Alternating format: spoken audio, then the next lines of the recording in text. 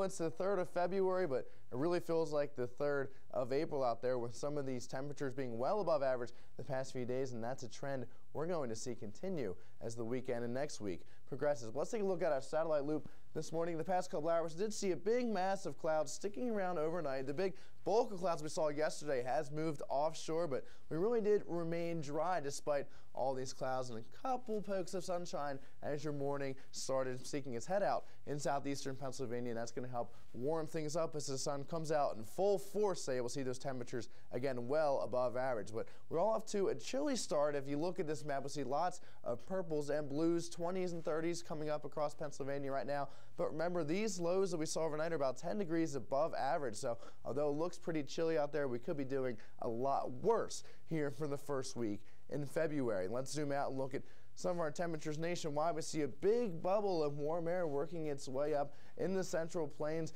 Again, well above average temperatures down there. It's 70 in Brownsville, Texas right now, right around lunchtime, and those 50s and 60s working their way across the southeast. We do see some relatively cooler air sticking around in the northeast, but again, these temperatures are well above average for what we should be at this time of year. Although we are above average, we are colder than we were yesterday. If you notice our 24-hour temperature change, we see lots of blues right along the I-95 corridor, meaning we are much colder than this time yesterday. Look off to the west, though, in the central plains where those 70s and 60s were. They're a lot warmer, about 20 degrees warmer in Kansas City now than they were at this time yesterday. But despite the warmth, they're going to have to deal with some precipitation. We see a big swath of precipitation getting its act together right around the central plains, even some snow showers in Colorado. Denver saw about a foot of snow yesterday. They can see that much again today.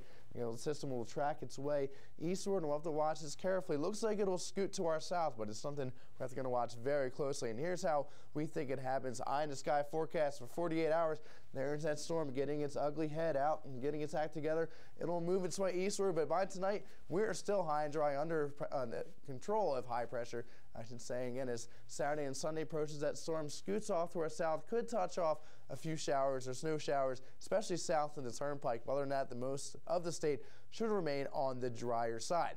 But back to today, it's going to be another beautiful warm one out there, 43 degrees, a bit cooler than yesterday because of those clouds, some of it's sticking around, but overall well above average where we should be for February 3rd. A great spring-like day out there for your Friday. And tonight we'll ease back to about 28 degrees with partly cloudy skies, but again, well above average. Average lows are right around 20 degrees, so we're almost 10 degrees above average. So do take that into consideration as you're heading out tonight and enjoy the relatively warm weather. But let's take a look at the next 5 days. Again, we could see a few snow showers here and there on Saturday, but overall I think it should be a dry one. Sunday looks like a mix of sun and clouds. 42 degrees is a high, but Monday the sun comes out full force. That looks like the rule for your day on Monday. Plenty of sunshine, high temperature in the mid-40s. We'll cool down a little bit on Tuesday. Some clouds build in, but the sun comes back out for Wednesday with a high temperature of 37 degrees.